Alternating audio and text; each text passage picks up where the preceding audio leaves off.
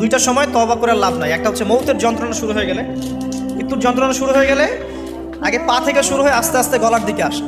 হাদিসে যেমনটা এসেছে, সূরা ওয়াকিয়ার মধ্যেও আছে যে পায়ের দিক থেকে যন্ত্রণা শুরু হয়ে আস্তে আস্তে আস্তে আস্তে এই গলার দিকে আসে, এবং আত্মাটা গলার এখানে যখন চলে আসে, এখান থেকে মালাকুল মউত আত্মাটাকে নিয়ে চলে যায় এবং চোখ দিয়ে তাকিয়ে থাকে মানুষ।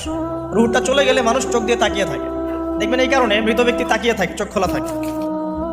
এবং তখন আসমান থেকে সিঁড়ি নামিয়ে দেওয়া হয়, ওই সিঁড়িতে করে আত্মা চলে যাচ্ছে, ও তাকিয়ে দেখে যে আত্মা চলে যাচ্ছে। এবং মানুষ মারা যাওয়ার পরে চোখ জীবিত থাকে অনেকক্ষণ।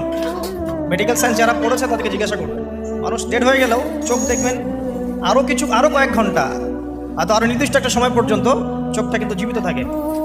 এই জন্যে চোখ বন্ধ করে দিতে হয়। যাই হোক, যেটা বলছিলাম যে মৌতের যন্ত্রণা শুরু হয়ে গেলে তওবা করে লাভ নাই, তওবার দরজা বন্ধ। আর পশ্চিম দিক থেকে সূর্য উঠে গেলে তওবা করে লাভ নাই, তওবার দরজা বন্ধ।